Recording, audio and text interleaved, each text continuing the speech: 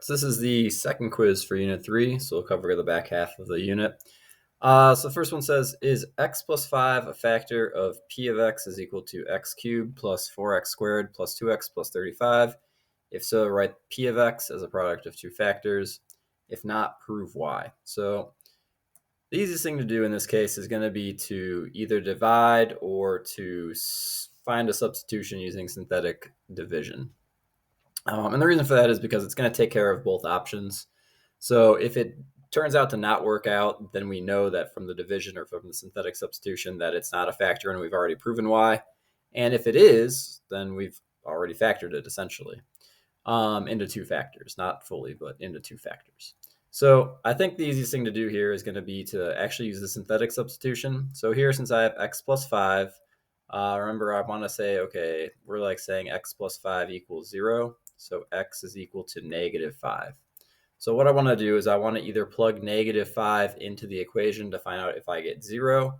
I think that's going to be the easiest thing to do rather than actually run through. Well, now I have to do the whole synthetic one. That way I can get it as a product. So we're going to put negative 5 in the box.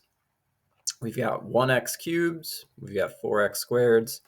We've got 2x's, and then we've got 35. So we're trying to see if this is equal to 0. So again, if this is equal to 0, the answer is yes. If we don't get 0 at the end, then the answer is no. And our work does prove why. So let's see what happens when we do this. So our process for this is we bring the 1 down. Always bring the first one down.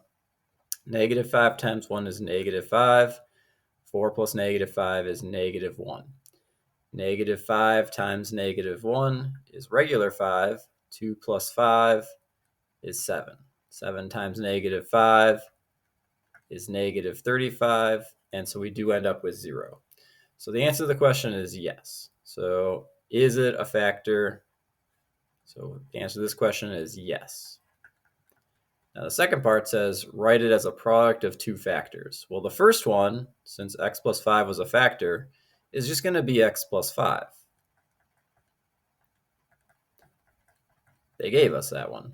The other factor is actually hiding down here, and this is why I chose to do this. I was thinking about plugging negative 5 in to see if we got 0, but since I wanted to answer the question, this is going to be the fastest way because now this is already the next expression that I need.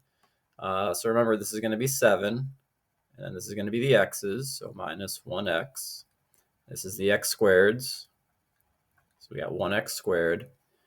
So I can drop those 1s and just write x squared minus x plus 7.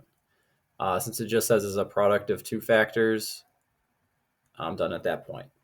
That's not going to factor anyway, but if it did, I could go further, but this one just says two factors, and that's two factors. All right, for number 2, it says use synthetic division to divide x to the 4th minus 5x cubed plus 5x squared plus 6x plus 6 by x minus 2.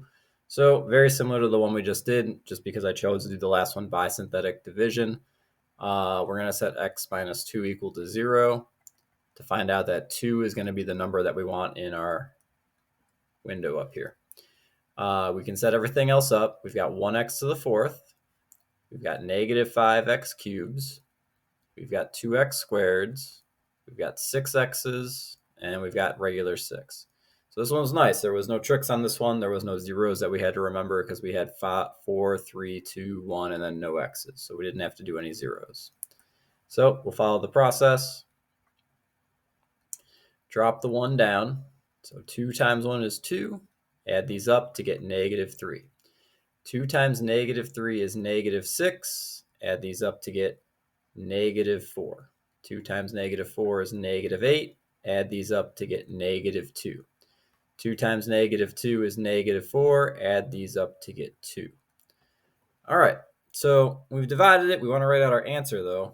We haven't actually answered the question because we just kind of wrote down some of our scratch work. The answer to this one, then, is going to be, just like we did with the last one, we've got 2 for the number, negative 2 here for the numbers. Remember, you always ignore this number that you got at the end in the box. This is the 1's column. Then we get the x's column, so minus 4x. Then the x squareds column, so minus 3x squared. Then the x cubes column, so 1x cubed. Now, what we have to do with this remainder is just add that remainder onto the end. So with the remainder, we want to add 2, but we have to remember since we divided by x minus 2, we want to make that as 2 divided by x minus 2. And if we want, we can leave this as the final answer. The only thing that we could clean this up a little bit with is maybe not put that 1 that's all the way out at front. This 1 you don't really need. But otherwise, that's it. So kind of nice. I like the synthetic division. It's kind of fun. All right, for number 3, first thing we have to do is find the zeros of f of x, and we're told that f of x is x cubed plus x squared minus 2x. All right, well, just looking at that, I can see that they have a greatest common factor. I know that f of x is also x times the quantity. If I divide everything by x, I get x squared plus x minus 2. But then I can see this. I say, well, wait a second. Is this something that I can factor? And it is. I can factor this into x plus 2 and x minus 1. So remember, if I'm just looking at this middle piece right here, I want things that multiply to negative 2 and add up to 1. So negative 1 times 2. Over here we have to add them up. We get 1, so that does work out. So I can factor that a little bit more, which means I can use the zero product property to solve this. So in this case, I'm going to get 0. In this case, we set 0 equal to x plus 2, so subtract 2 from both sides. So negative 2 equals x. Over here, x minus 1 equals 0. We can add 1 to both sides to get x equals 1. Again, I did that all by hand. I felt like doing that one by hand, but if you wanted to graph it out, you should be able to graph it out. Part B says to sketch the graph. So again, if you do choose to graph it, you've got a nice graph already handy. This isn't too bad though, because we can just like we did before on the first quiz, we can just plot all of the zeros. So I got 1 here at 0, 0, 1 at x is negative 2, and 1 at x equals 1. And I can use the end behavior to pretty much get the rest of the graph. We know over here we've got odd, and the one, whoops, that's not a very good one. The one over here is positive. So for positive odd,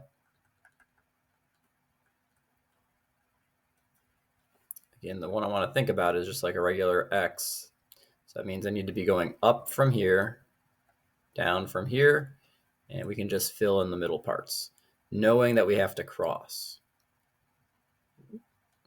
And so that's going to be it. So that's what I'm looking for in the sketch for this one. So for this one, I'm not looking for the correct maxes and the mins. If you have that with the actual graph, that's totally fine, but that's not required for this one. So again, what I'm going to be grading on this one is I'm going to be grading the zeros, because those are important.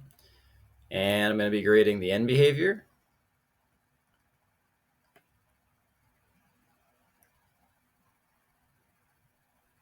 because that's important. And then the other thing I'm going to be grading is cross versus hit. In this case, we've got x to the third, so we know we have exactly 3 zeros, and we've used each of them up, so we can't actually hit on either of them. None of them are going to be double roots. But because that's the new part for this section, that's what I'm grading. I'm not going to grade the maxes and the mins. That was the new stuff from the last section. We just want to sketch, and these are going to be the important parts for this sketch. All right, cool. So number 4, find the zeros of the function f of x is equal to x cubed minus 7x squared plus 11x minus 5, and describe the behavior of the graph as either crossing or touching at each 0. So again, this is one where, all right, we have to find all the zeros. Since I did the last one by hand, I may as well graph this one to try and find all the zeros I can with this one. So let's see, we got 1, negative 7, 7x squared. I forgot what the rest of it was again. Plus 11x minus 5. All right, and we can see, oh, look, that looks like that turns out kind of nice. That's kind of cool. So it looks like we could have done it by hand if we wanted to. Again, with the x to the third, not entirely sure how it's going to turn out, but I've got my zeros, so let's just snag those, and we're basically done at this point. Oops. Looks like I'm going to be in the way a little bit, so I'm only going to grab this part of the graph. Here we go. All right. Oops.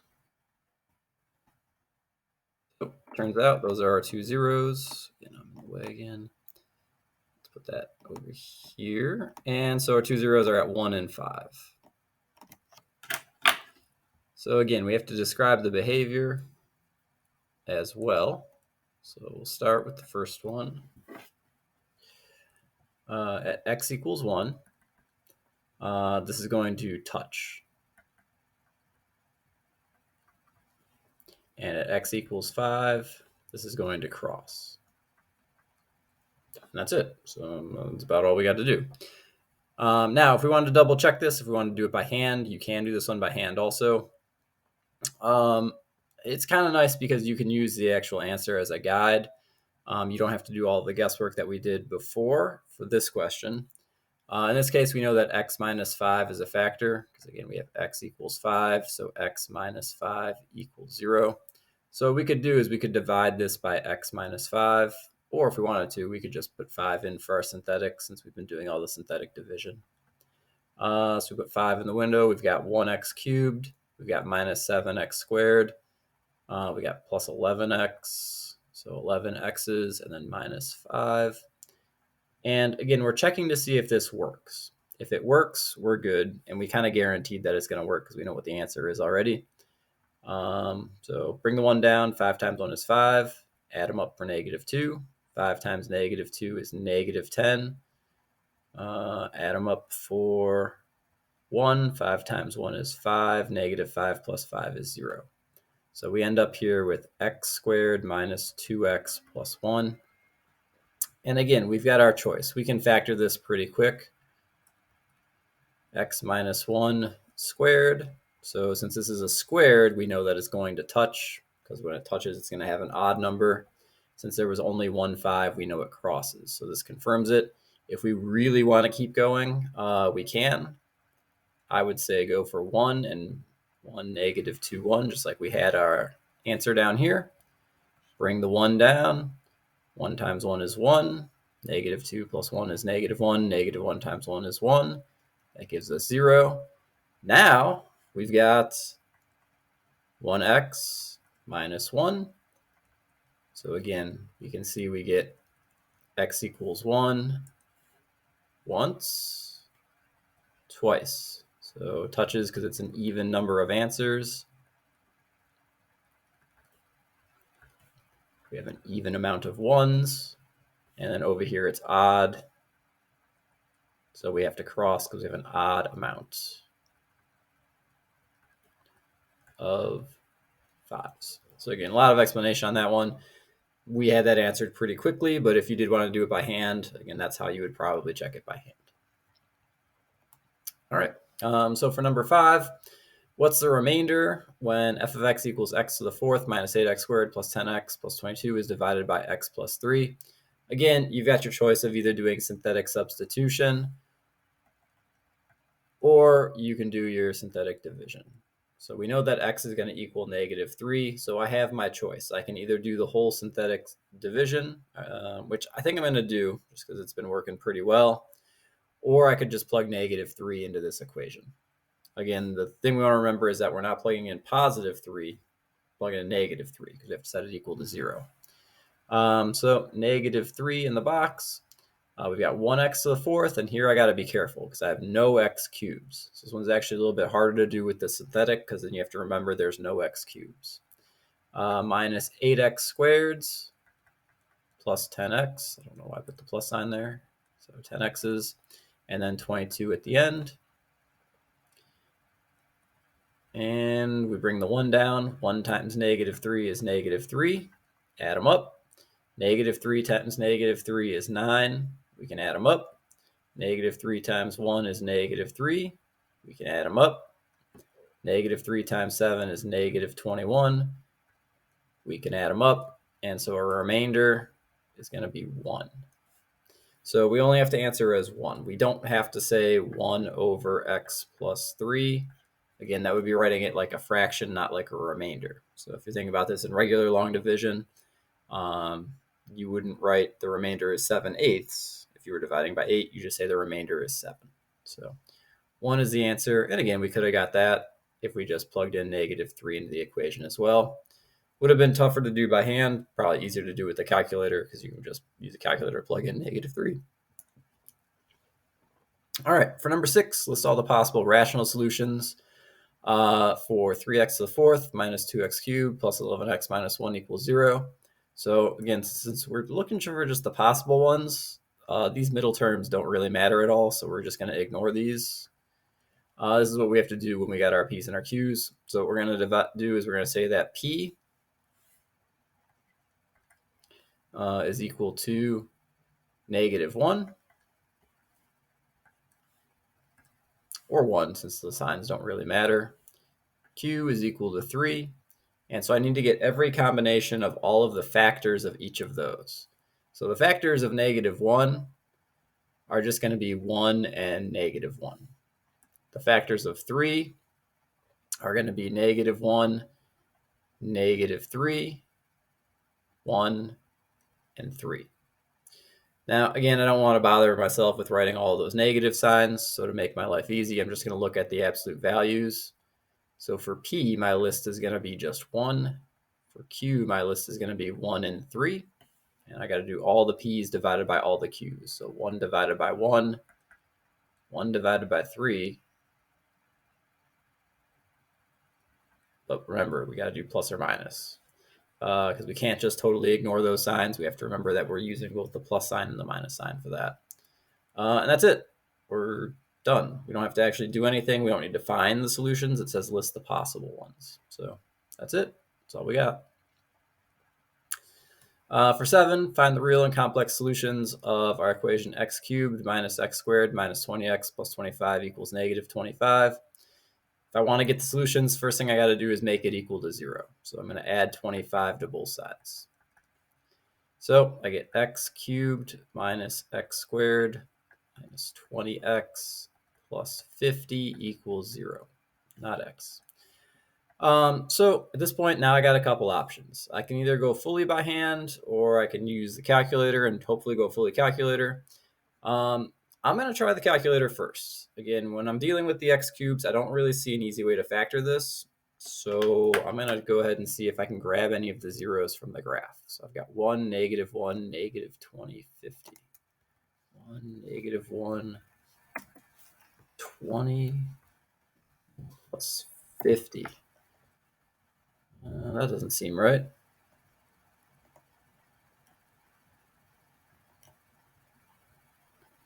X cubed minus x squared minus 20x.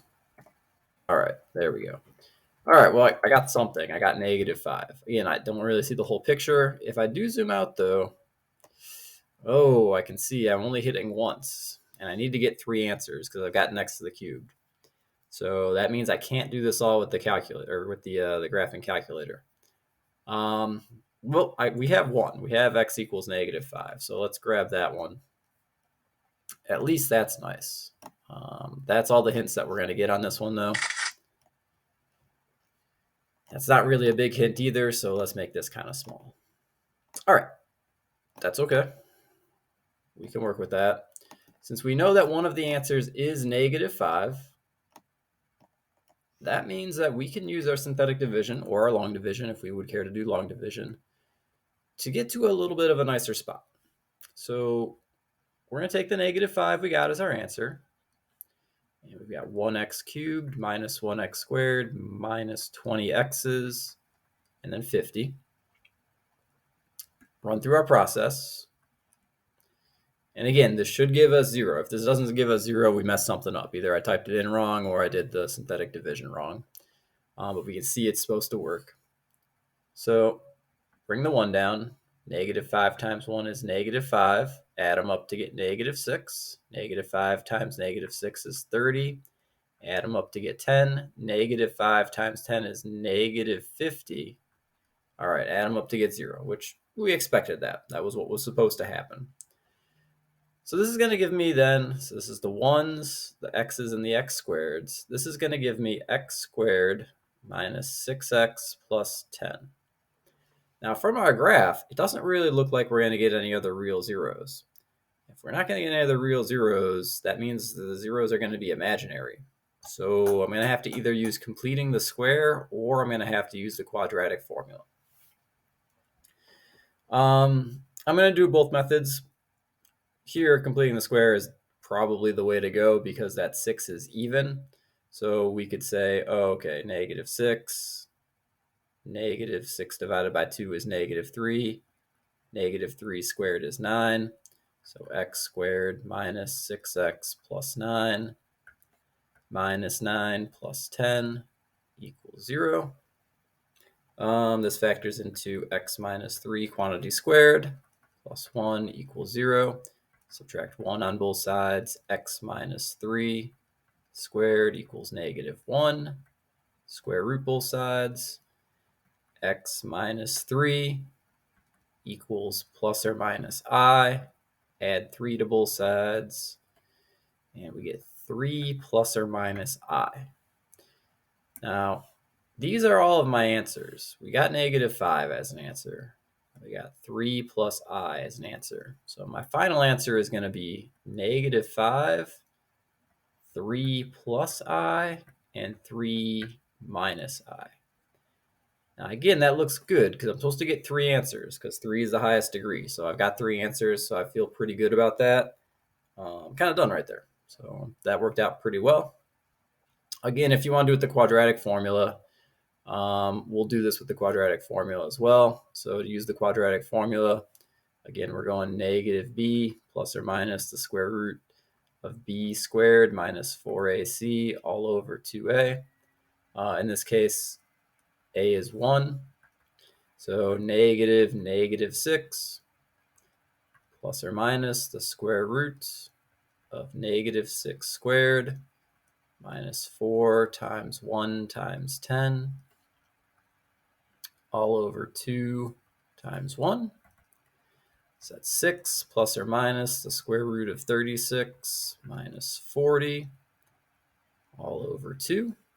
So that's going to be 6 plus or minus the square root of negative 4 over 2. If we break down the square root of negative 4, remember we always have to take the negative sign out first. And this is going to be I, and we know the square root of negative, or square root of regular 4 is 2. So we get 6 plus or minus 2I over 2. And then we can divide both of these by the 2. We can simplify that fraction to get 3 plus or minus I. So you do get the same answer either way. It's your choice. You can do it either way you want. But you can't do it with the graph. So the graph does not work out on this one because you have the imaginary answers. And if you get the imaginary answers, the graph doesn't help you. Same deal if you get some kind of weirder decimals, like a 0.5 you can kind of make sense of. If you get something like 0.891, that's not a good answer. That's not an exact solution. You're going to have to run through one of these methods and either get a radical at the end. Well, you will get a radical at the end. So that's what we get for number 7. All right, for 8, cubic polynomial function f has 2 irrational zeros, negative b, or sorry, square root of b, and negative square root of b, where b is a rational number. Describe the coefficients of f. These are just going to be rational numbers. It's a cubic polynomial, so it could be something like x minus 1, and then x squared plus 8. Well, we want to do minus 8 because we don't want imaginaries yet. Minus 8. Here the answer is x equals 1. Here x squared minus 8 equals 0. X squared equals 8. Square root both sides. X squared equals plus or minus square root of 8. Oop, not x squared. I'll simplify this 2 while I'm here. 2 radical 2. Well, we just want b, so we'll just leave it as 8 then. So this is how we can get our 2 answers. We can get square root 8 and negative square root 8 if we have just a regular coefficient. Double checking to make sure it actually works. If we do multiply everything out, x times x squared would be x cubed. X times minus 8 is minus 8x. Negative 1 times x squared is negative x squared. Negative 1 times negative 8 is plus 8. And we can see these are all rational numbers. There's a 1, and negative 8, or sorry, negative 1, negative 8, and 8. They're all rational. Pretty much you want to pick the one that says rational numbers because that's what we've been working with pretty much this entire unit. So I would probably shy away from the other choices. All right, so we got number 9 here. It says, is the function f of x equals 23x to the 6th plus 5x to the squared minus 11 odd, even, or neither? So to do this, we need to look at all of the exponents for everything. So I'm going to rewrite this just so that everything has an x with an exponent on it. 23x to the 6th is even. Okay. 5x squared is even. And where I'm looking is I'm looking at the 6. Here I'm looking at the 2. And the last one we got 11. Now if I were to write this with an x, it would be x to the 0. 0 is also even. So since all of them are even, the answer is even. So the way that you get any of the other ones, if all are odd, then it's going to be odd. If all are even, it's going to be even. And if there's a mix, then the answer is neither. So if I have just one odd in this mix, it's a neither. Or if there's 3 evens and 1 odd, then that's a neither also. So it has to be all the same. You could also graph it and you could look at the symmetry of it. It should be symmetric about the y-axis. All right, and then last one, number 10. How does the graph of the function 2x cubed minus 1 differ from the graph of its parent function? So in this case, the parent function is x cubed. We just want to say that the parent function is going to be whatever that initial polynomial would be. In this case, it's a cubic function. So we just have to identify, kind of like what we've been doing all year. 2 out front means that we're going to have a vertical stretch of 2.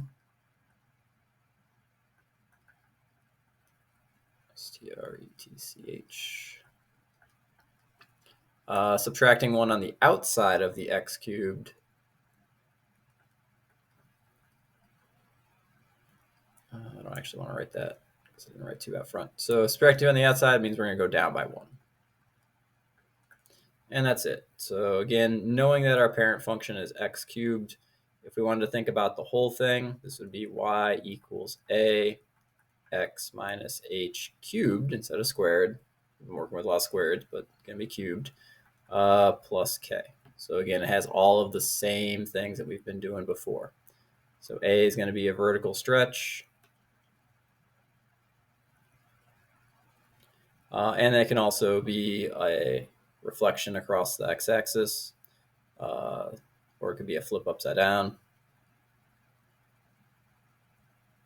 If a is negative, h, again, if we're in the parentheses, this is responsible for any sort of horizontal movement.